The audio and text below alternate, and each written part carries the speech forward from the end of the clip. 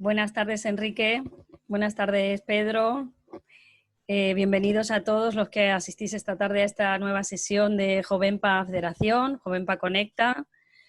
Seguimos conectados ya desde la oficina o en casa, pero bueno, con la intención de seguir trabajando en mejorar la situación que tenemos, en sacar fuerzas, en estar unidos.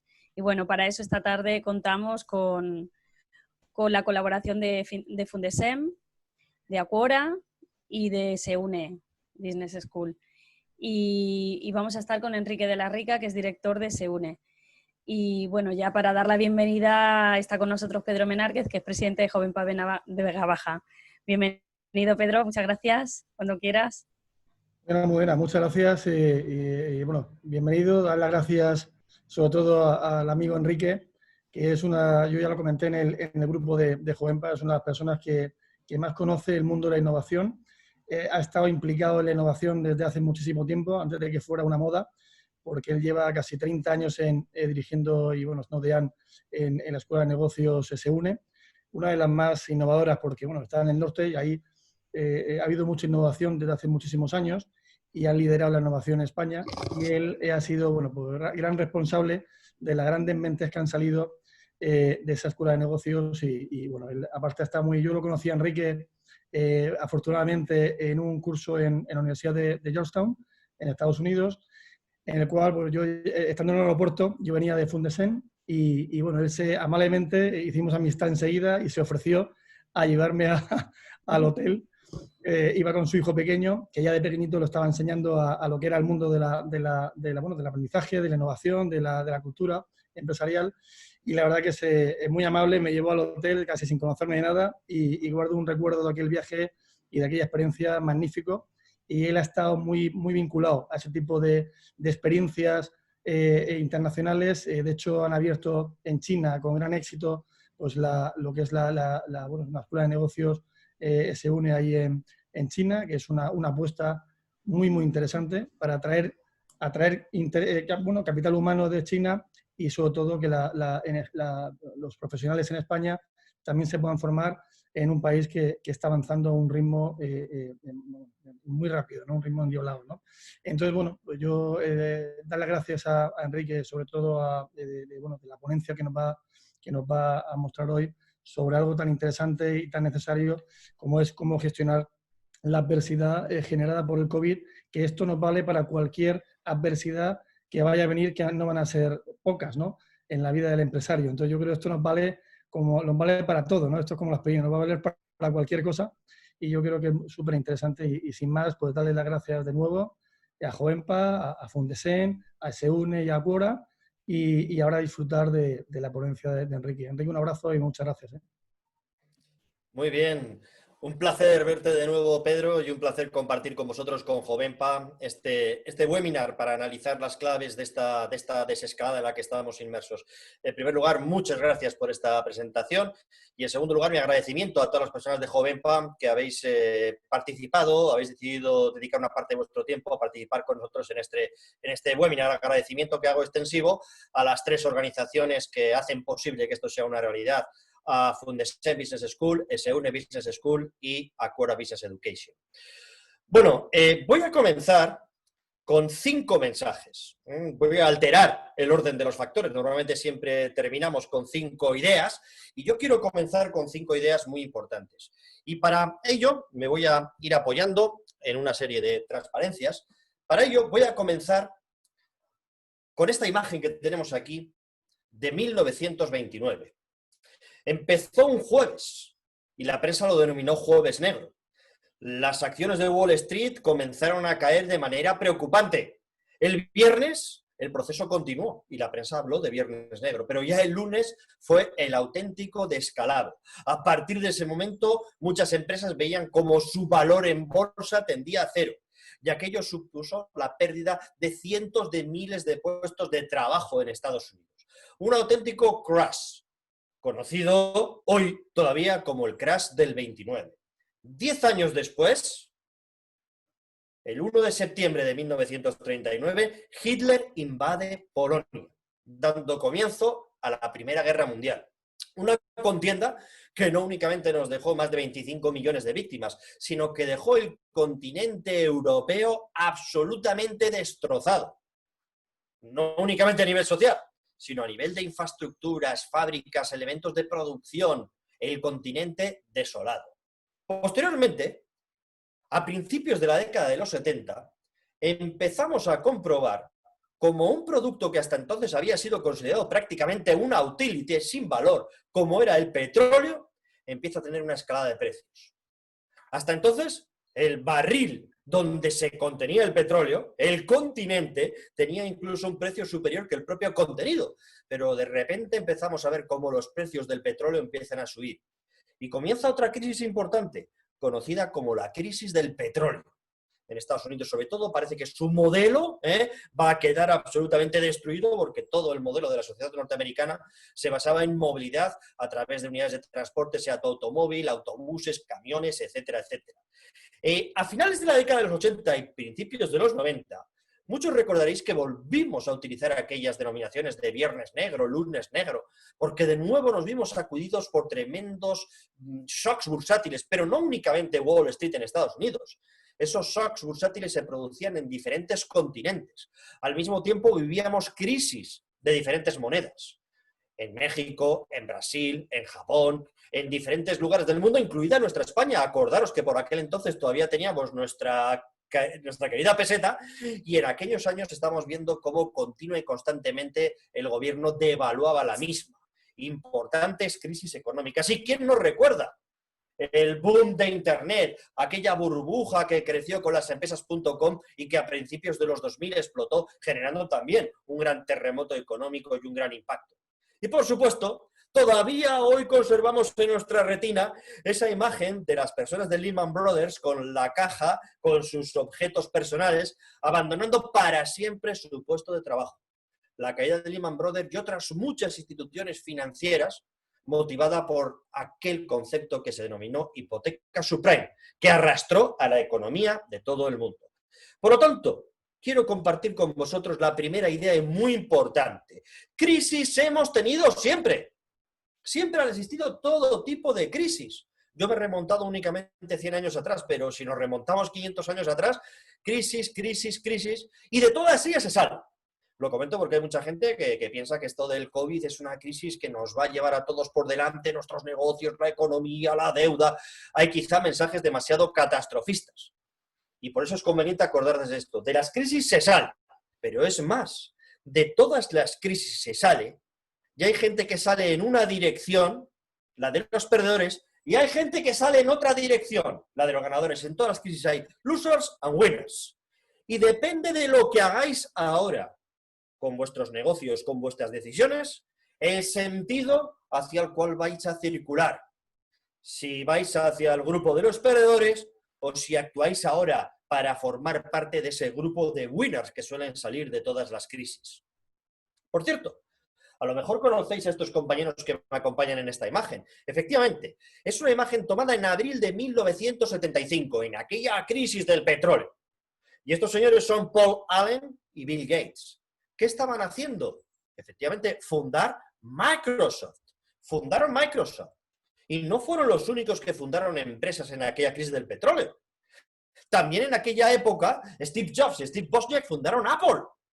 La industria del software, de la microinformática, comenzó a expandirse y crecer en plena crisis del petróleo, porque las crisis también generan oportunidades. Y ya que parecía que el mundo físico de los átomos que se desplazan quemando combustible va a desaparecer, surgen otras necesidades y es cuando empieza a crecer el mundo de la informática y el mundo del software. Antes se ha hablado de la crisis de finales de los 80, principios de los 90, crisis financiera global, fue la primera crisis financiera global en Asia, en Sudamérica, en Europa, en Norteamérica. Y es en ese momento cuando surge Internet y empiezan a hablarse de empresas como American Online, eBay, o se funda Amazon, una de las empresas de más éxito en estos momentos. De hecho, es la empresa con mayor capitalización bursátil, la empresa que más vale del mundo en este momento. Y después de la crisis de las empresas.com, surge Facebook, surge Google, y en la última crisis, la del 2008, es cuando consiguieron su primera ronda de financiación negocios como Uber o Airbnb. Y cuando nació WhatsApp, Dropbox, Spotify, por lo tanto, de las crisis no solamente se sale, sino que además surgen interesantes nuevos modelos de negocio.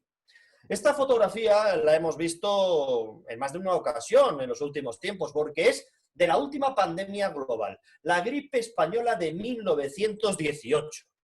Aquella gripe se llevó por delante a más de 50 millones de personas. Es muy difícil saber el número total de personas que aquella pandemia o vidas que aquella pandemia se llevó. Fijaros las complicaciones que tenemos para llevar una contabilidad de fallecidos en España. Pues imagínate en otros países del mundo donde tienen menos sofisticación y menos medios, e imagínate hace 100 años. Pero en todo caso se estima que unos 50 millones de personas. ¿Y qué pasó después de aquella pandemia que se llevó 50 millones de vidas y dejó la economía del mundo destrozada? Que llegaron los felices años 20. No se acaba el mundo tras una pandemia. Es más, en muchas ocasiones nos regeneramos. Esto que veis aquí es probablemente la pandemia que más vidas se llevó en el continente europeo, la peste negra. Se llevó a más de un tercio de la población. Y una de las ciudades más golpeadas fue Florencia. La ciudad quedó destrozada. El sistema social quedó desmontado. Y en 1348, cuando se dio esa circunstancia, comenzó, tras esa pandemia, a producirse allí mismo en Florencia el Renacimiento. El cambio en el mundo, la transición entre la Edad Media y la Edad Moderna.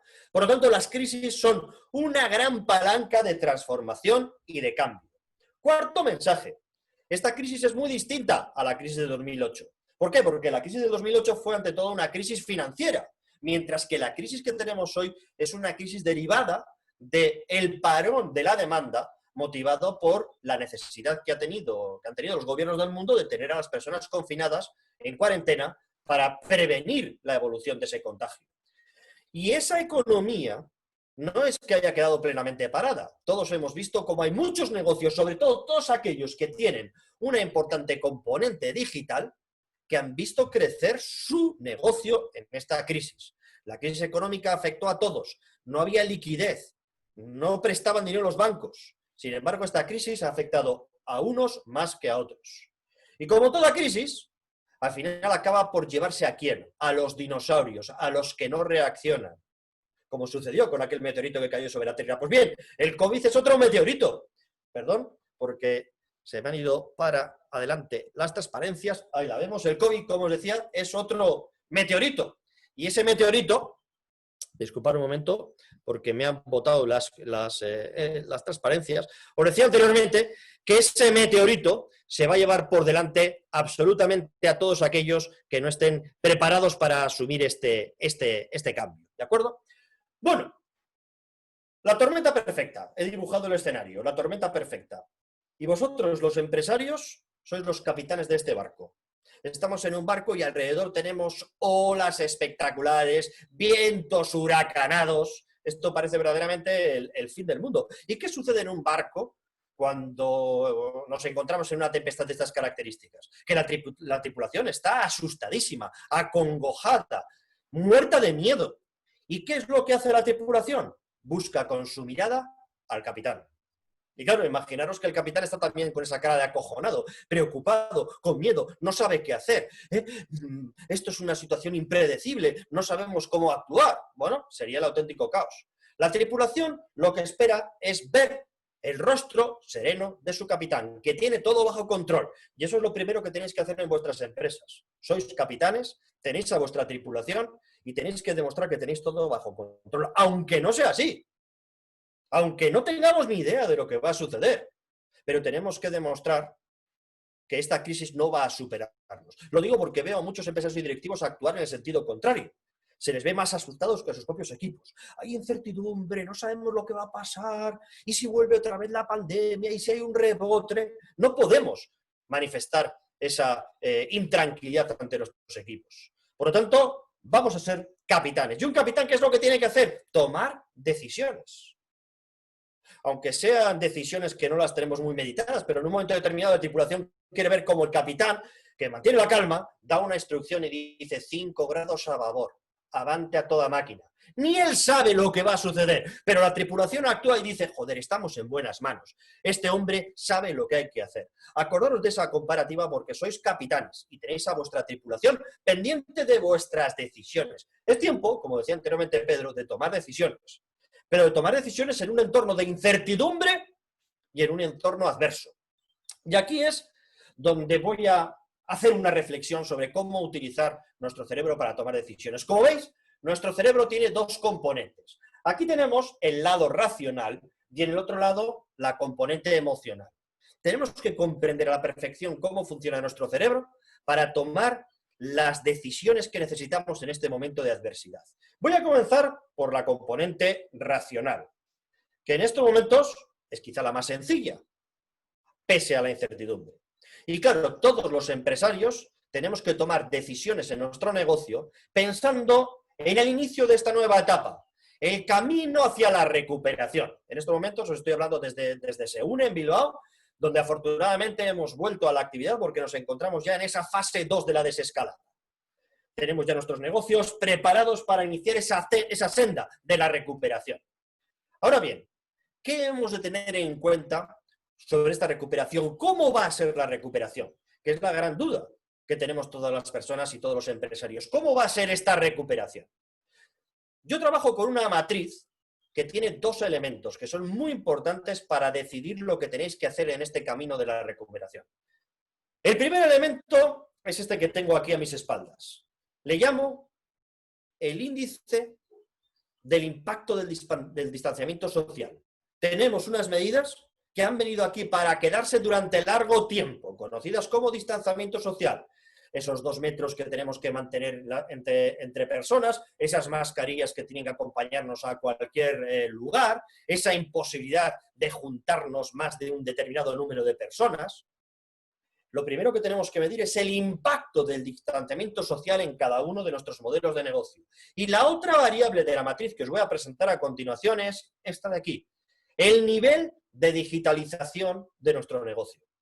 Son los dos elementos con los cuales vais a iniciar la recuperación. Y ya os digo que este elemento del medio, la velocidad a la cual se va a recuperar vuestro negocio, va a venir condicionado por los dos ejes de la matriz, por el impacto que tiene en vuestro sector el distanciamiento social y por el nivel de digitalización de vuestra empresa. Esta es la matriz. Esta es la matriz. Como veis, ahí tenemos los dos ejes. Por un lado, veis que tenemos ese impacto derivado de la digitalización de nuestra empresa y en la parte inferior tenemos el índice de impacto del distanciamiento social.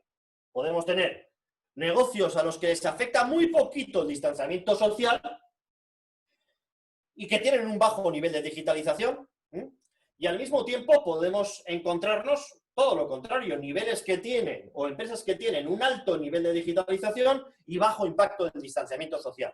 En función de esto, cada uno de vosotros decidirá dónde se ubica, determinará dónde queda ubicada su empresa. Voy a contaros cuáles son los cuadrantes más importantes y qué tenemos que hacer en cada situación en función de dónde estemos ubicados. Comienzo por el primero de ellos.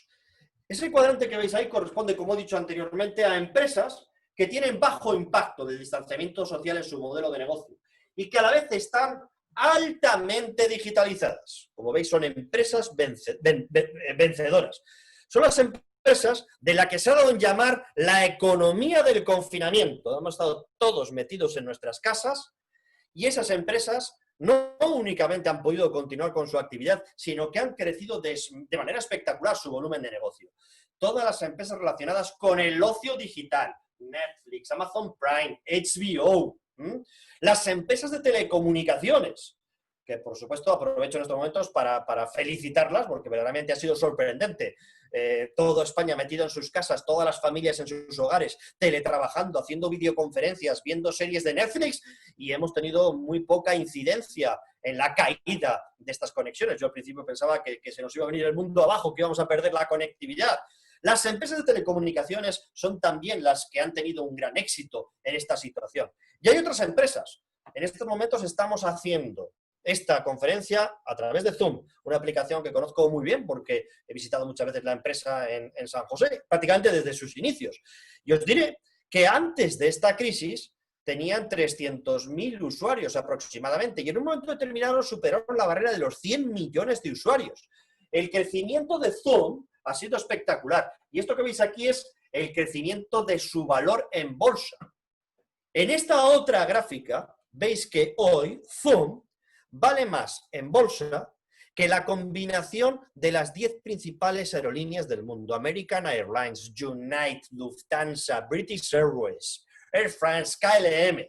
Si coges el valor en bolsa de todas ellas, te das cuenta que Zoom hoy en día vale más. Es un ejemplo de empresa ganadora en esta economía que nos ha traído el confinamiento. Por supuesto, todo lo que tiene que ver con ciencias de la vida, ciencias de la salud, tecnología aplicada a la medicina. Es el sector ganador. Ojalá muchos de vosotros estéis ahí, pero lamentablemente no todos estamos en ese cuadrante. Muchos de vosotros igual estáis en esta zona intermedia, es una zona de duda. Aquí encontramos lo que se llama la economía de los bienes de consumo, los consumer packaged goods, los bienes que se producen y que se venden envasados a través de los retailers convencionales. Se caracterizan por tener un nivel de digitalización medio y se caracterizan por tener un impacto del distanciamiento social medio. Aquí encontramos todos los productos que se distribuyen a través de retailers. Por supuesto, todos los que tienen que ver con alimentación no han visto que la cuarentena les haya afectado. Lo que sí es cierto es que se han incrementado sus costes, se han reducido sus márgenes, pero en principio no han tenido mayores problemas. Sí han tenido más problemas aquellos cuyo canal de distribución es un retail que ha estado cerrado, comercios que han estado cerrados, comercios que continúan cerrados.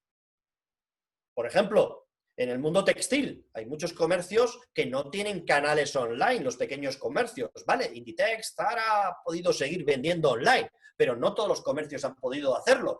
O grandes cadenas como Primark, que no apostaron en su día por el comercio electrónico, han visto que con sus tiendas cerradas, la facturación en los últimos 2 meses ha sido 0 euros. Estas empresas lo que tienen que hacer, si os dedicáis a fabricar algunos de estos productos de consumo empaquetados, como dice el término anglosajón, es evolucionar rápidamente hacia un modelo online. Offline to online, el O2O, del offline al online. Es fundamental el desarrollo de un canal electrónico. Sin el desarrollo de ese canal electrónico vamos a pasarlo mal. No únicamente en la época que nos toca vivir, sino en el futuro que viene a corto y medio plazo. Y por supuesto, desarrollar negocios que ayuden a mejorar esa logística de la última milla.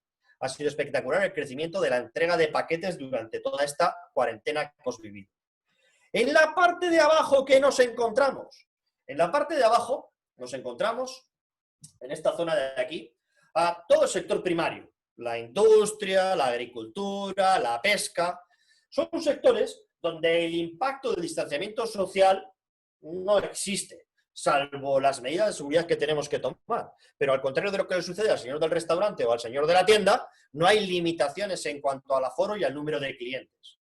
Pero sin duda, todas las industrias se han dado cuenta de que tienen un gran riesgo por su bajo nivel de digitalización. Tienen que apostar por una digitalización progresiva e intensiva. La industria y, por supuesto, la construcción.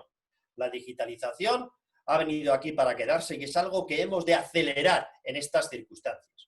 Y en la agricultura, ¿qué es lo que tenemos que hacer? Trabajar el direct to consumer.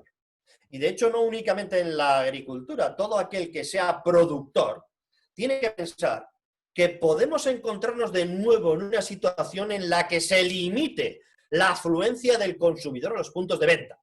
Hay multitud de productores que no han podido colocar sus productos en el mercado y han tenido detenida su producción porque el retail ha estado cerrado.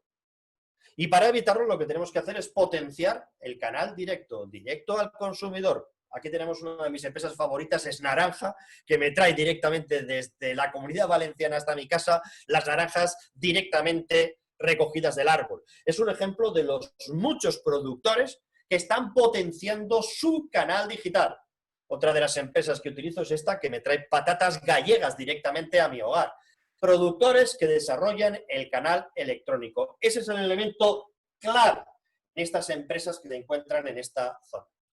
Ahora me voy hacia la zona más comprometida y más compleja dentro de toda esta matriz.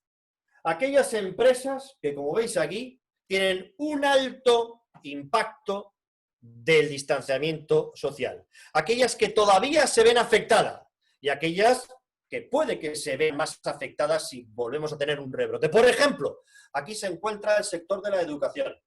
Se acabó durante mucho tiempo esas aulas en las cuales juntos prácticamente con 10 centímetros de diferencia nos encontramos a 120, 150 alumnos. Ese modelo, olvidemos no, pero no solamente este curso que viene, sino que durante mucho tiempo. Esta semana leía un informe de la Universidad de Cambridge donde decía que en el curso 2020-2021 no iba a permitir alumnos en el campus, salvo pequeñas reuniones de 10 personas. Toda la formación se trasladaba al canal online.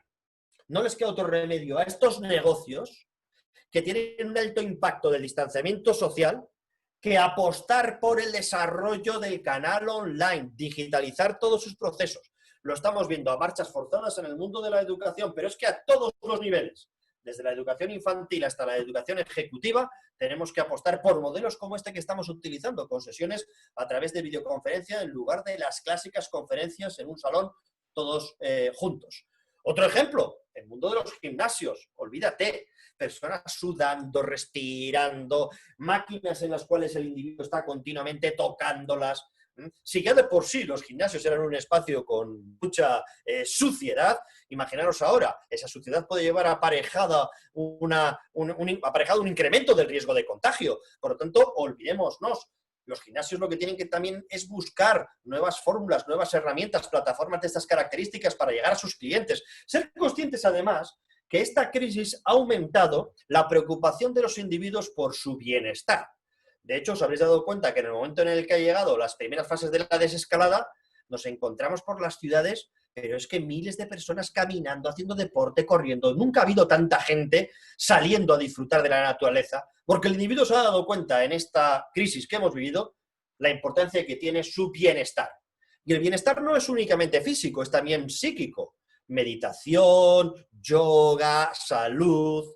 Estos negocios tienen que ir pivotando hacia esas formas de relacionarse con el cliente. Y exactamente igual, por ejemplo, sucede en el mundo de la medicina. Diagnósticos, etcétera, etcétera, que sean realizados a través de medios y soportes tecnológicos.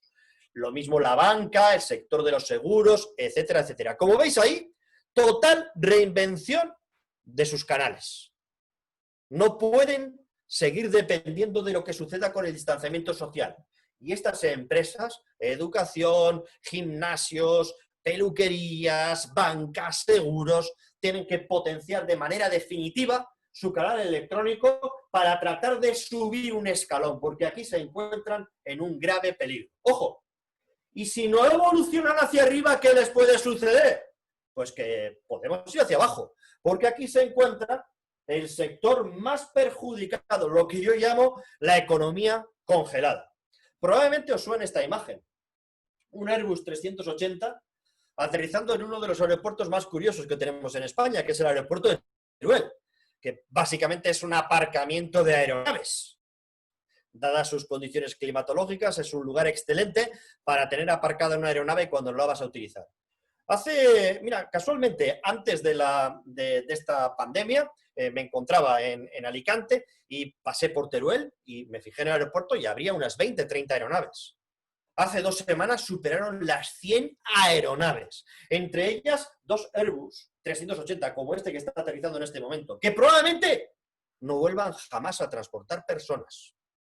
De hecho, habéis leído la semana pasada que Emirates plantea despedir 30.000 personas y ha dicho que sus Airbus 380 fue la primera compañía que empezó a incorporarlos junto a Singapore Airlines. Ha anunciado de que no van a volver a ser utilizados para el transporte de personas. No saben muy bien lo que harán con esos aviones. De momento, los están aparcando en parques de estas características. Porque, amigos míos, las aerolíneas es un ejemplo de esta economía congelada. Sí es cierto que empiezan a operar, pero son conscientes de que durante un tiempo las limitaciones para los viajes van a ser espectaculares y que, sobre todo, los turistas pues son los que más van a restringir esos vuelos. Probablemente continúen volando o empiecen a volar aquellas personas que no les quede otro remedio por cuestiones de negocio, etcétera, etcétera. Otro ejemplo, el mundo de los restaurantes. Probablemente aquí haya empresarios que tenéis restaurantes. He visto empresarios que se vuelven locos con las mamparas, pero vamos a ver, pero si a un restaurante no vas a comer, a un restaurante vas en busca de una experiencia. Es un espacio de ocio, donde lo que estás buscando no es únicamente alimentarte, lo que estás buscando es una experiencia gastronómica, las habilidades de un chef, el buen servicio, el ambiente, disfrutar de una velada. Yo particularmente, de momento, no voy a ir a un restaurante por mucho que me ofrezca ya la segunda fase de la desescalada esa posibilidad.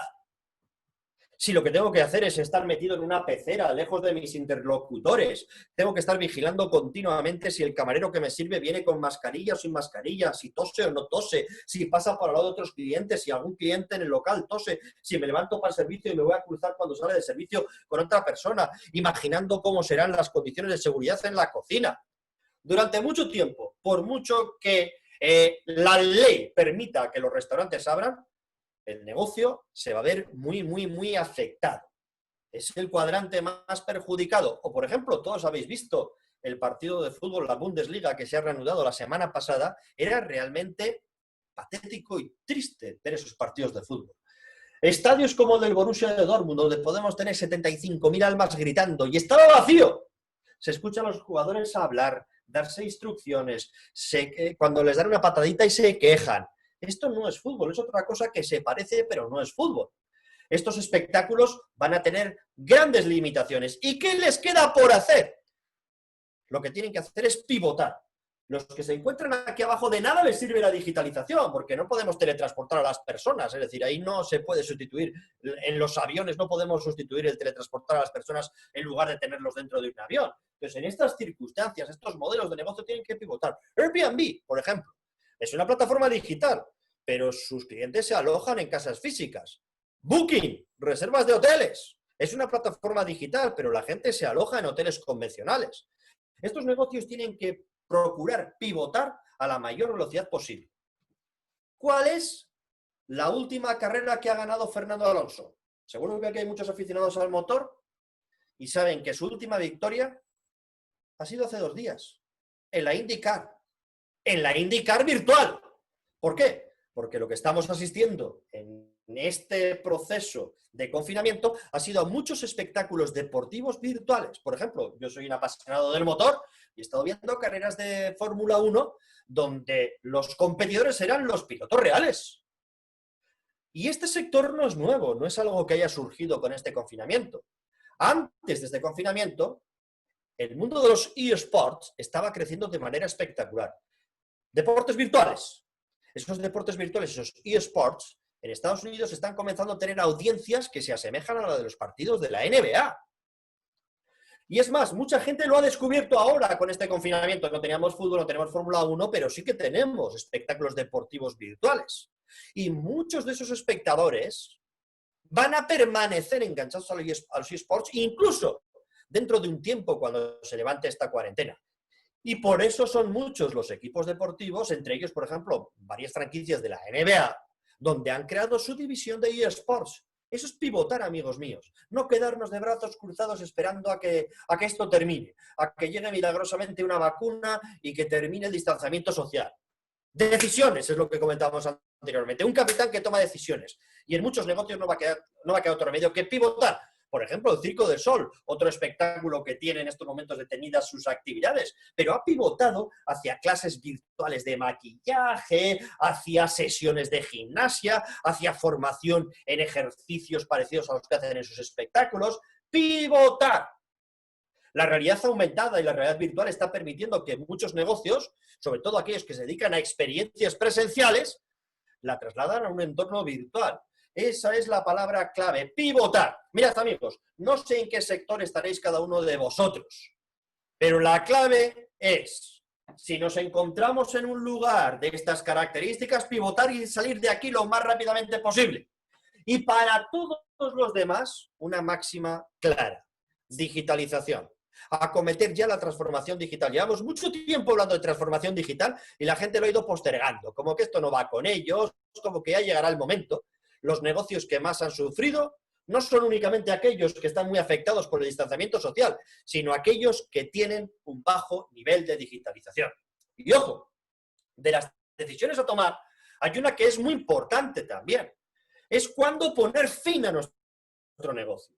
Porque veo a muchos empresarios que es que tienen un sentimiento y un cariño al negocio y un vínculo y van a tratar de sacarlo hacia adelante como sea. Seamos racionales en un momento determinado. Ese como sea nos puede lastrar. Y a lo mejor es más conveniente y más inteligente utilizar el coste de oportunidad, las inversiones, nuestro conocimiento, nuestros contactos, para pivotar o para tratar de desarrollar unos negocios que en los nuevos tiempos que nos toca vivir, porque esto no es algo temporal, esto nos va a tocar vivir durante un largo tiempo, que se adapte mejor a esas nuevas circunstancias. Y claro, para ello, ¿qué es lo que hace falta? Trabajar, amigos míos, nuestro lado emocional. Y esto quizás es lo más importante para nosotros, los empresarios, para las personas directivas. Gestionar el lado emocional de nuestro cerebro, sobre todo aquellas componentes que inciden en la toma de decisiones. Lo primero que tenemos que tener en cuenta es que hay una gran ambigüedad. No me preguntéis hasta cuándo va a durar la cuarentena, ni si va a volver a haber un rebrote, o la típica pregunta, ¿cuándo llegará la vacuna? No lo sé, no lo sé. Hay incertidumbre, hay ambigüedad. Si os dais cuenta, hasta el propio gobierno cambia continuamente sus decisiones, sus cifras. En un entorno como este no podemos ir en búsqueda de la certeza. Y lo que no podemos hacer es esperar a que haya certeza para tomar nuestras decisiones. Lo que sucede es que hay dos tipos de personas. Hay algunos que ante la ambigüedad se sienten mal. Cuando hay incertidumbre, cuando no hay datos, cuando hay dudas, esas personas generan un alto nivel de estrés.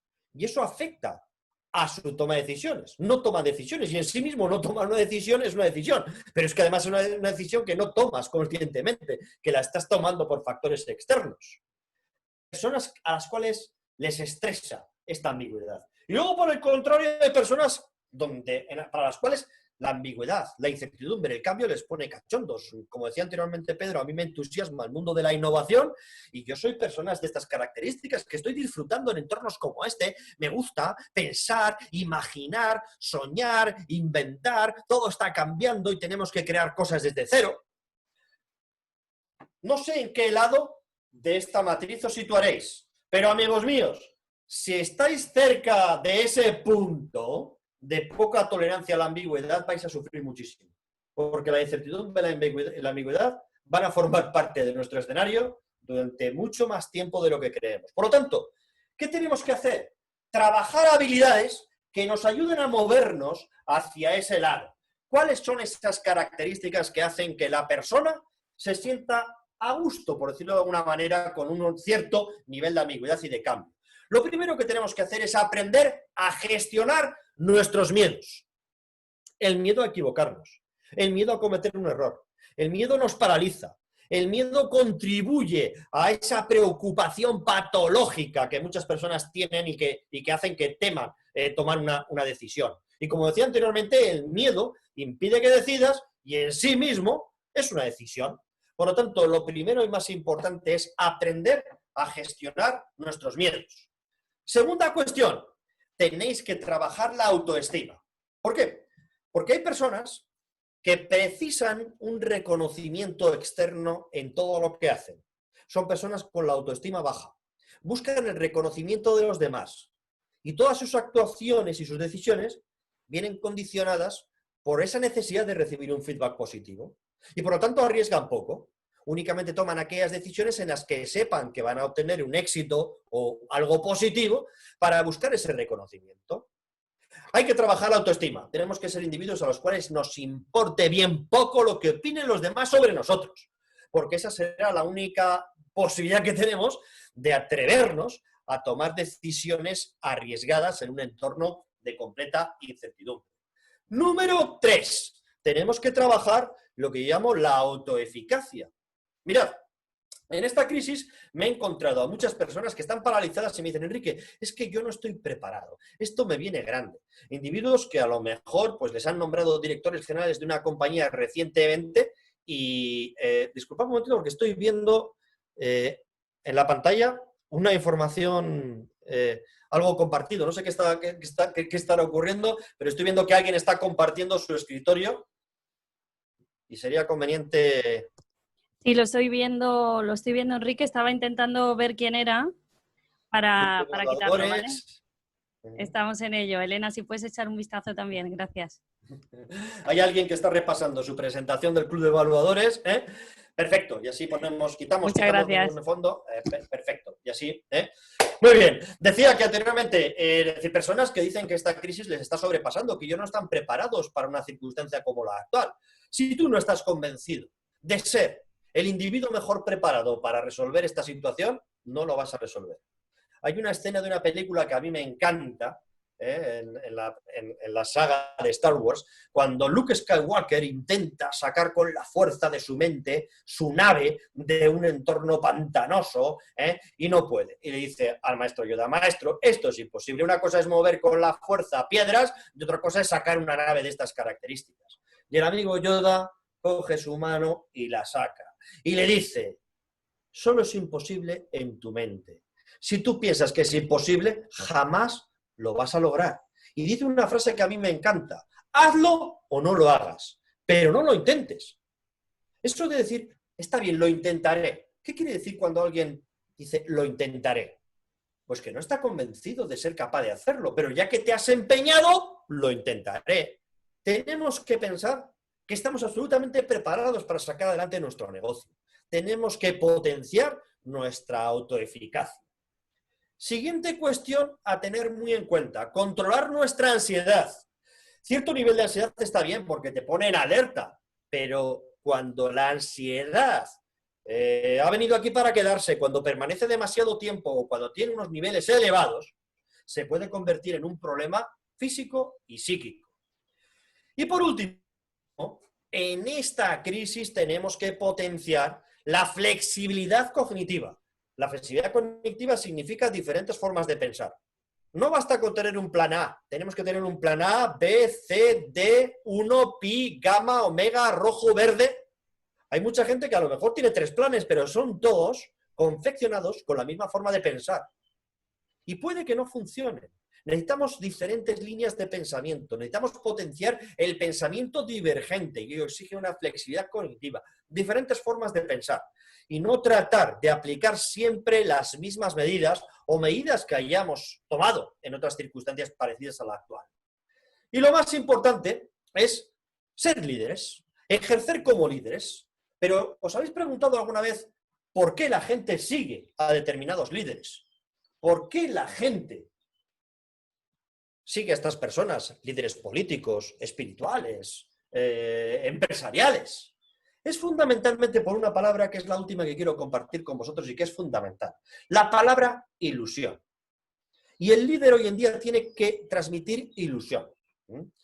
En ocasiones, en esta crisis, he escuchado a determinados líderes decir frases como lo peor está por llegar.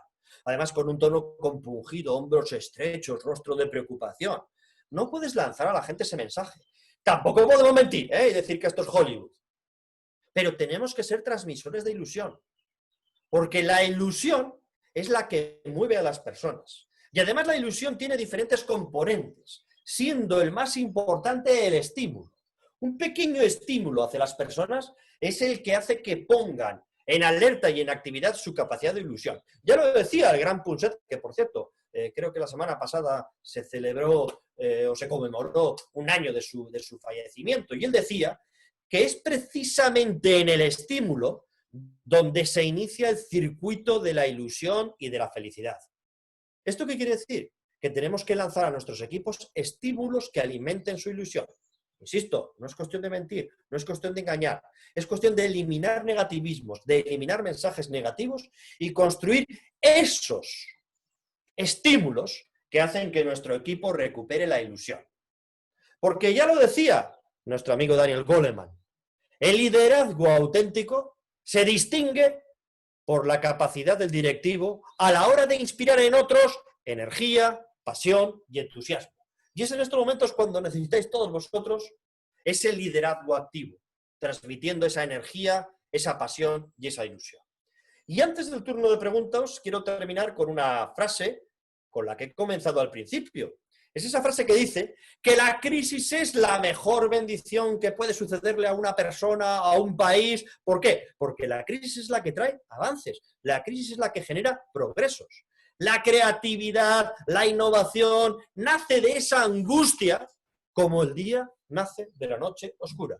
La crisis genera oportunidades. Y esta frase que la escuchamos tanto en estos momentos no es de ningún economista. Esta frase es de un genio de la humanidad como el amigo Albert Einstein. Muy bien, muchas gracias por vuestra atención y ahora estaré encantado de responder a vuestras diferentes preguntas. Podéis formularlas por el chat y me las van leyendo de una en una. Adelante. Muchísimas gracias, la verdad es que es súper inspirador, me ha encantado.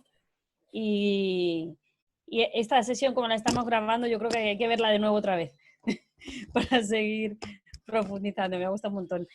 Yo, para iniciar un poco el turno de preguntas, te quería preguntar para todas esas empresas, sobre todo, que están en esa parte más derecha y baja del cuadro, ¿no? Con muchos problemas por el tema del distanciamiento social, ¿qué margen temporal tienen? Porque, claro, estamos en esa situación ambigua, no sabemos esto cuánto va a durar, ni en cuánto tiempo tienen que reaccionar. Bueno, lo primero es recordar lo que hemos dicho sobre la ambigüedad, que muchas veces la ambigüedad te ayuda a permanecer sin tomar una decisión. ¿De acuerdo? Entonces, como no sé lo que va a durar, como pueden ser 3 meses, 4 meses, 5 meses, 6 meses, aguantaré el chaparrón como sea, porque claro, yo tengo un restaurante, no lo puedo abrir, no me va a poner a hacer mamparas, y en sí mismo es una decisión. Y puede que esta situación no cambie ni en 3 meses, ni en 6, ni en un año. Por lo tanto, es en esos sectores cuando en muchas ocasiones hay que decir pivoto. Cierro mi negocio y cambio de aires. Es una opinión personal, no quiero decir que todos los que tengan un restaurante tengan que hacerlo, ¿no? Es decir, porque de lo contrario se pueden ver inmersos en una situación de continuidad y continuidad y continuidad, y esta circunstancia puede que nos vaya a acompañar no durante meses, sino durante años, ¿no?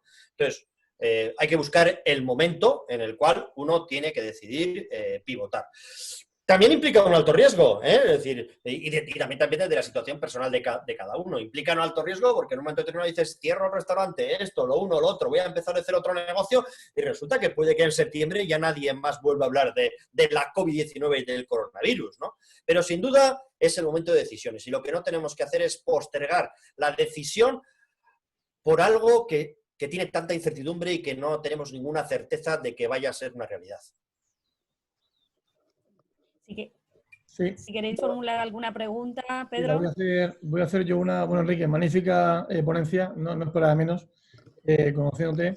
Y bueno, muy claro, muy sencillo. Aquí tampoco estamos para dar fórmulas mágicas a nadie, porque al final, como tú dices, hay una incertidumbre y nadie es capaz de dar recetas, y yo creo que sería incluso contraproducente, ¿no? Entonces, el mensaje que tú mandas es un mensaje de lo básico en la vida, que es para cualquier situación de incertidumbre, tanto de salud, empresarial, familiar, es siempre tener, bueno, pues la ilusión, ser razonablemente optimista y sobre todo liderar, ¿no? Y yo creo que ese control de la ansiedad es vital a la hora de tomar decisiones, que no nos deje llevar por ¿no? Al final la ansiedad lo que hace es que uno acaba tomando malas decisiones.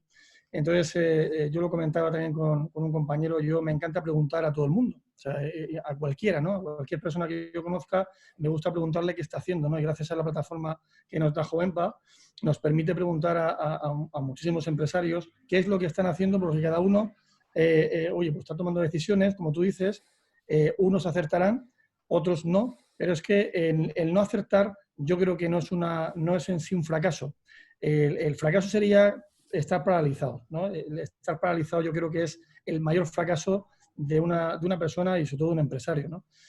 Porque aquí lo que hemos venido es a jugar. El que no es empresario, pues no tiene este problema. Pero nosotros hemos venido a jugar y por eso somos empresarios. Entonces, nos gusta jugar y, como tú decías, pues nos pone cachondo. Pues debe ser que nos guste el SADO y nos guste ese, porque esto es un tema ya que va más allá de ganar dinero. Yo creo que es un tema que nos apasiona, nos gusta. Yo la pregunta que te iba a hacer, relacionada a tu experiencia que tienes en el mercado estadounidense, que tú dominas, porque llevas muchísimos años yendo a Estados Unidos, analizando la economía y la mentalidad empresarial norteamericana, sobre todo en la zona de California y Silicon Valley, Mountain View. ¿Y qué están haciendo allí o qué ves, qué parámetros o qué tipo de iniciativas están haciendo o están siguiendo esa economía que para mí es la más avanzada del mundo? Y por otra parte, la otra que es China, que también estáis muy posicionados en China, ¿qué se está haciendo en ambos países, que son los líderes indiscutibles y que van a salir muy reforzados de esta crisis, ¿no? Esos dos países? ¿Qué ves como ideas para los empresarios de lo que ahí se está haciendo? Bueno, muchas gracias, Pedro, por la pregunta. Coincido contigo en la primera parte de tu reflexión. El fracaso es no hacer nada, el fracaso es quedarnos esperando, el fracaso gordo sería tener que cerrar el negocio dentro de un año después de decir, es que esto no se ha recuperado. Ese es el gran fracaso. Me preguntas, ¿qué están haciendo en Silicon Valley? Y te respondo, ¿qué estaban haciendo? Porque esto lo sabían que se iba a producir. O sea, esto no es nuevo. Y además lo hemos visto. Si alguien ha visto el reportaje sobre el coronavirus de Netflix, ahí vemos que el amigo Bill Gates nos está hablando de esta pandemia, vamos, con luces y con todo tipo de señales, pero hace un año. De manera que eran conscientes. De hecho, Stephen Hawking hace 5 previsiones a las cuales mi amigo Gaby Ferrer hace referencia en sus presentaciones, y una de ellas es la gran pandemia. Por lo tanto, ellos en sus escenarios eran conscientes de que en un momento determinado la población del mundo iba a recluirse durante un tiempo indefinido y donde este distanciamiento social iba a acabar matando muchos modelos de negocio. Y su apuesta decidida ha sido por esa digitalización de absolutamente todas las facetas de nuestra vida. Y exactamente igual sucede en China. Digitalización, yo añadiría un elemento más. Inteligencia artificial, automatización. Hacia modelos de negocio que no únicamente dependan del canal digital, sino que dependan menos del peso de las personas. Donde en lugar de tener un equipo de 100 analistas financieros, tengo un algoritmo de inteligencia artificial que decide mis inversiones. Donde en lugar de tener un equipo de 15 personas de marketing que analizan oferta, demanda y fijan precios, lo dejo todo en manos de un algoritmo. La decidida apuesta por la digitalización y la automatización a través de robótica avanzada y de inteligencia artificial son circunstancias que vienen produciéndose en esos dos gigantes que son China y Silicon Valley, pero ya desde hace unos años.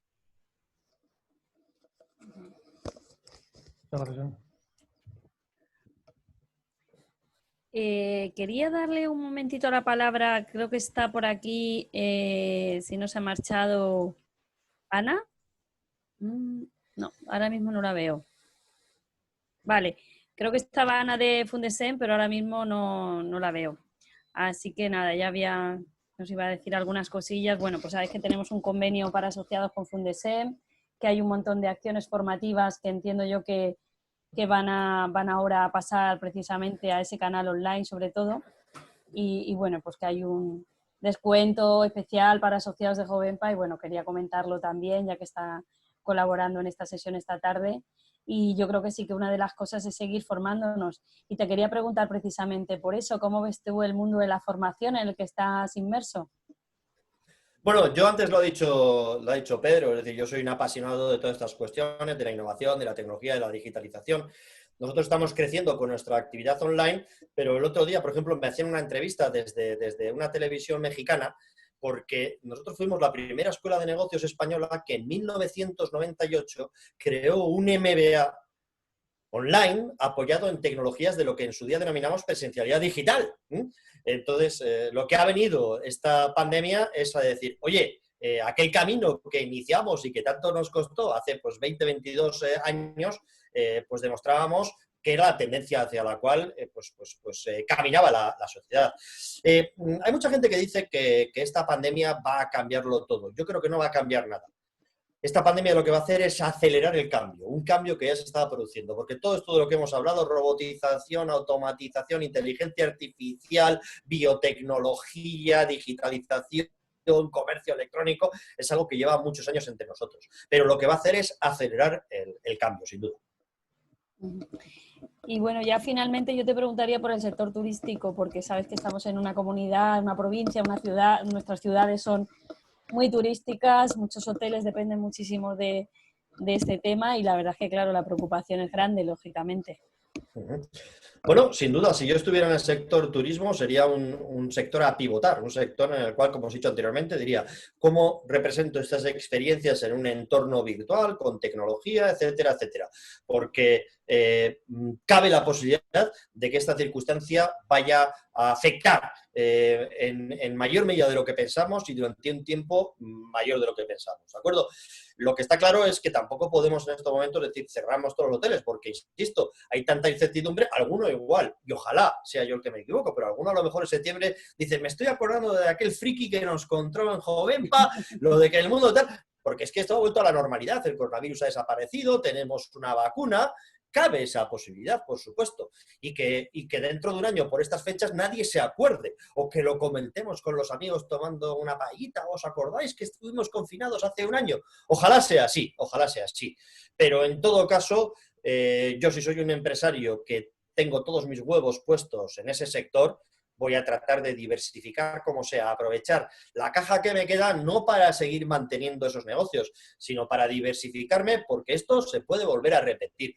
Y con independencia del tiempo que dure todo esto, hay algo que está claro. El ciclo pandémico se va a estrechar. No vamos a esperar otro siglo para tener otra pandemia. Están apareciendo continuamente coronavirus de estas características. El problema es que este ha sido bastante perjudicial, pero hemos tenido en lo que va del siglo el SARS, el MERS, y ahora tenemos COVID-19, ¿no? Por lo tanto, ¿y por qué? Porque tenemos un mundo cada vez más hiperconectado, más globalizado y donde las personas estamos en continua conexión. Mercados continuamente conectados, turistas, que decías tú, que vienen y que llegan de cada vez más lugares del mundo, se interconexionan entre ellos. Por lo tanto, siendo conscientes de que el ciclo pandémico va a estrecharse, pues yo lo que haría es diversificar. Y a la hora de diversificar me plantearía esa matriz. Y de hecho, bueno, lo que estoy contando es lo que he hecho. Yo con esa matriz pues he planteado también, y llevo tiempo planteando, pues inversión en diferentes modelos de negocio, para no depender únicamente de un sector que puedes verse afectado por lo que hemos dicho por estas circunstancias. Pivotar y diversificar. Muy bien. Sabes que aquí hay mucho movimiento del sector tecnológico con proyectos apoyados por la administración, otros que han surgido, ya existía mucho movimiento de empresas que están surgiendo. Bueno, quizás ahí tenemos un filón a explotar y un filón a apoyar. En Jovenpa tenemos muchísimas empresas del sector tecnológico con las que hemos estado hablando estos días y que están a tope de trabajo, es decir, están con muchísimo trabajo contratando gente, han estado contratando gente durante estas últimas semanas y bueno, quizás ahí pues tenemos ahí también una esperanza para la provincia. Efectivamente, es importante tener esa base tecnológica que es la que nos puede ayudar a compensar la pérdida de Producto Interior Bruto que podemos tener en otros sectores más tradicionales y más afectados por esta circunstancia. Sí, como también tenemos en la provincia todo el sector industrial. Correcto. Todo el del consumo, el calzado, juguetes, todo eso muy afectado. Efectivamente. Y así por último, me gustaría terminar precisamente con la persona que tengo detrás en la pantalla, porque quizás sea el gurú del cual más podemos aprender en esta circunstancia. Es un gran gurú del management y para mí una gran fuente de inspiración. Este gurú, a lo mejor no lo conocéis con ese aspecto, decís, oye, ¿quién será este señor que parece un hipster silver? ¿Quién será este caballero? A lo mejor físicamente no lo conocéis, pero seguro que le vais a reconocer en cuanto escuchéis su frase. Porque su frase yo creo que es la más importante que en estos momentos debe emplear un empresario en esta circunstancia. Nuestro amigo dijo, no son las especies más fuertes las que sobreviven. Tampoco son las especies más inteligentes las que sobreviven. Las especies que sobreviven son aquellas que tienen mayor capacidad de adaptarse al cambio. Y en esta crisis COVID-19 no van a sobrevivir ni los más grandes ni los que cuenten con el mejor equipo directivo. Van a sobrevivir aquellos empresarios que tengan mayor capacidad de adaptarse a este cambio. Muchas gracias. Muy bien, pues con ese mensaje nos quedamos. Muchísimas gracias a todos, muchas gracias Pedro. Espero tener la oportunidad de que nos veamos muy pronto de nuevo, contar contigo. Y ya sabes que aquí hay un grupo de empresarios, nada, que seguro que van a luchar y van a salir adelante, seguro. Así que nada, gracias Pedro. No, a vosotros. Y bueno, lo último decir, el otro día me leí un artículo en el periódico Expansión que hablaba sobre el equilibrio de Nash, de John Nash, el Premio Nobel de Economía, y se refería, bueno, si sabéis, el equilibrio de Nash es básicamente que cualquier agente económico busca primero su satisfacción personal, y lo que está pasando que en este caso, si la satisfacción personal de cada uno es no gastar a nivel ciudadano de los empresarios, es despedir para de alguna manera proteger otras empresas, lo que estamos provocando, lo que es lo que decía Nash en el equilibrio de Nash, era que si todos buscamos nuestro interés propio, al final ese interés propio de cada uno de los individuos afecta al grupo negativamente, siempre. O sea, si todos buscamos salvarnos, al final no se salvará nadie, ¿no? Porque afecta. Y eso es el teorema del prisionero de toda la vida de microeconomía. 1.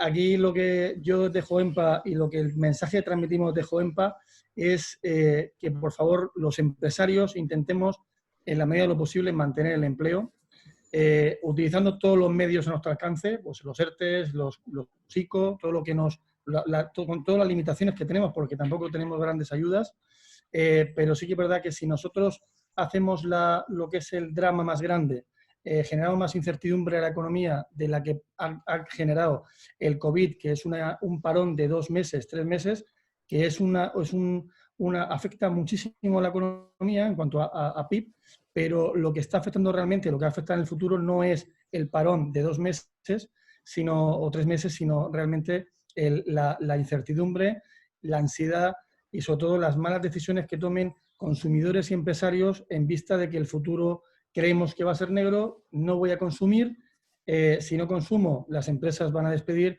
y si las empresas despiden la gente tampoco podrá seguir consumiendo, o sea que vamos a acelerar ese proceso de una manera dramática y yo creo que al final si todos hubiera una conjetura a nivel nacional, europeo, en el sentido de que los estados apoyen realmente a los empresarios, a los ciudadanos, se les eliminen las incertidumbres, yo creo que nadie despediría, los consumidores seguirían consumiendo y esto se frenaría con el impacto del PIB, bueno, del 12%, pero no sería un impacto sostenible en el tiempo, que es lo que de verdad genera una crisis estructural y no una crisis coyuntural como la que hoy tenemos. O sea, yo entiendo que los empresarios somos responsables en la medida que nos corresponde de que no convertir esta crisis coyuntural, que es muy dañina, pero no convertirla en una crisis estructural, porque eso sí que va a perjudicar enormemente a la economía nacional, europea y mundial. Esto no somos nosotros los responsables, hay unos gobiernos que deben tomar decisiones, un Banco Central Europeo que tiene que alimentar esa liquidez, pero yo creo que los empresarios, cada uno de nosotros, en la medida que podamos, tenemos que mantener el empleo y, como decía Enrique, que los capitanes de nuestros barcos, que somos nosotros, de alguna manera dar seguridad a nuestros trabajadores de que no van a perder su empleo si todos remamos a la misma velocidad y a la misma intensidad y generar sobre todo certidumbre en nuestro entorno, ¿no? En nuestros proveedores, no intentar aprovechar esta crisis para machacar al proveedor. No sé, yo creo que es un tema, sobre todo en Jovenpa lo tenemos clarísimo, somos 700 empresarios, vamos a somos una gran familia y yo creo que eso nos hace fuertes, ¿no? Pero debe ser algo más potente, que tiene que sobrepasar los niveles de Jovenpa y generar una tendencia empresarial y ciudadana de que no podemos frenarnos, no podemos dejar de consumir, no podemos dejar de emplear a personas para que esto no se convierta en algo mucho más grave que podría pasar si actuamos de otra manera, ¿no? Es lo único mensaje que quiero dar. Oye, pues esperanza, alegría, ilusión, que yo creo que estamos hechos de esta pasta los empresarios, ¿no? Y bueno, mucho ánimo a todos, sobre todo. Y muchas gracias, Enrique, por la inspiración, ¿vale? Que siempre viene bien. Gracias, Almudena. Gracias, Pedro. Pues nada, hasta luego a todos y nos vemos pronto de nuevo.